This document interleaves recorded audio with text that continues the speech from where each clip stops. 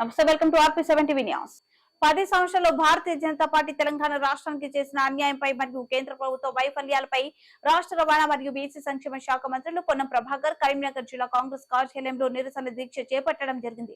తోరుత అంబేద్కర్ చిత్రపటానికి పూలమాలలు వేసి నివాళులు అర్పించి ఆయన మాట్లాడుతూ భారత రాజ్యాంగం నేర్పించిన డాక్టర్ బిఆర్ అంబేద్కర్ జయంతి రోజున ఈ దీక్ష చేపట్టడం జరిగిందని బీజేపీ జాతీయ ప్రధాన కార్యదర్శి బండి సంజయ్ మరియు బీఆర్ఎస్ నాయకుడు కేటీఆర్ కాంగ్రెస్ గ్యారంటీల గురించి అడుగుతున్నారు. మేము అధికారంలోకి వచ్చి 4 నెలలు అయింది. మీరు 10 సంవత్సరాలు అధికారంలో ఉండి ఇచ్చిన హామీలు ప్రజలకు తేలవడానికి ఈ రోజు దీక్ష చేస్తున్నానని, రైతులకు సంబంధించి నల్ల చట్టాలను తీసుకొస్తా అని చెప్పి ఢిల్లీ సరిహద్దులో రైతులు దీక్ష చేస్తే 1000 మంది రైతులు చనిపోతే స్పందించని వారు ఈ రోజు ఏ ముఖం పెట్టుకుని రైతుల గురించి మాట్లాడుతున్నారని పొన్నం ప్రభాకర్ ఘాటుగా విమర్శించారు.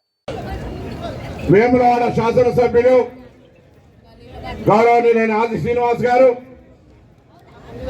కరీంనగర్ శాసనసభ ఇన్ఛార్జ్ శ్రీనివాస్ గారు, హుజరాబాద్ శాసనసభ ఇన్ఛార్జ్ ప్రణవ్ గారు, మాజీ శాసనసభ్యులు సత్యనారాయణ గౌడ్ గారు, నగర కాంగ్రెస్ అధ్యక్షులు నరేందర్ రెడ్డి గారు, అంజన్ కుమార్ గారు, మన ఇన్ఛార్జ్ నరసింహారెడ్డి గారు, హైదరాబాద్ నుంచి వచ్చేటి వెంకటరామరెడ్డి గారు, కాంగ్రెస్ పార్టీ అనుబంధ సంఘాల నాయకులు, లోక్సభ నియోజకవర్గం నుంచి, కరీంనగర్ శాసనసభ నియోజకవర్గం నుంచి వచ్చేసినటువంటి కాంగ్రెస్ పార్టీ పెద్దలు, కుటుంబ సభ్యులందరూ కూడా పేరు పేరున నమస్కారం.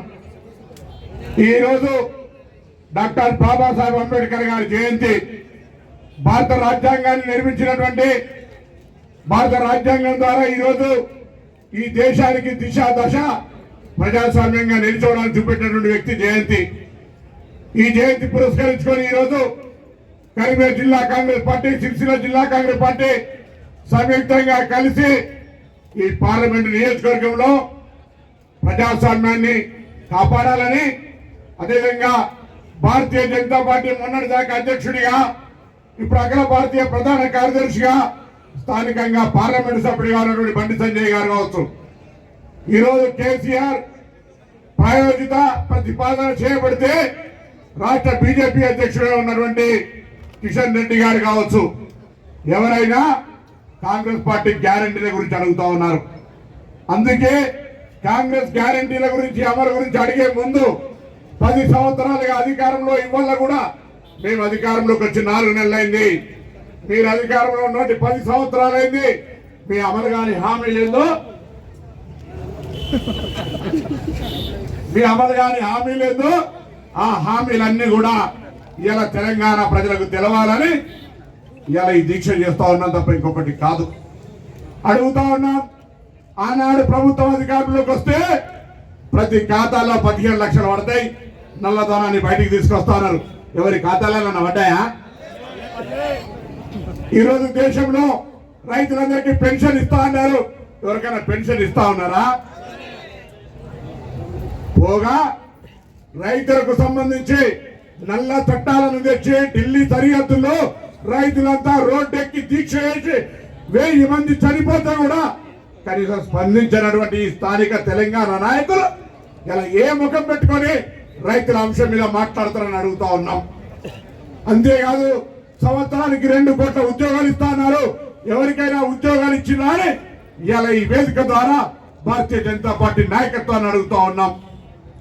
ఆనాడు ఉద్యోగ అవకాశాలు కల్పించడానికి కాంగ్రెస్ పార్టీ నాయకత్వం, ఆనాడు ప్రధానమంత్రి నెహ్రూ గారు, ఇందిరాగాంధీ గారు ఆ రోజు పంచవర్ష ప్రణాళిక ద్వారా అనేక పరిశ్రమలు తెస్తే ఆ పరిశ్రమలన్నీ ఇలా దారాదత్తం అదాని అంబానీకి చేస్తున్నటువంటి మాట వాస్తవం కాదా? కిషన్ రెడ్డి గారు, బండి సంజయ్ గారు అడుగుతా ఉన్నారు. ఎంతసేపు మతపరంగా ఇలా నిజంగా మీ ప్రధానమంత్రి 10 సంవత్సరాలు ఈ దేశానికి అభివృద్ధి చేసినట్టయితే, ఈ తెలంగాణకు సంబంధించి అభివృద్ధి చేసినట్టయితే, ఈ తెలంగాణ విభజన హామీలు అమలు చేసినట్టయితే, ఈ తెలంగాణ ఏర్పాటును అవమానపరిచే విధంగా మాట్లాడకపోయినట్టుంటే మీరు అడగండి. నిన్న నేను చూసిన కేటీఆర్ గారు తెలంగాణలో తెలియలేదంటే ఫైర్ అయిన బండి సంజయ్.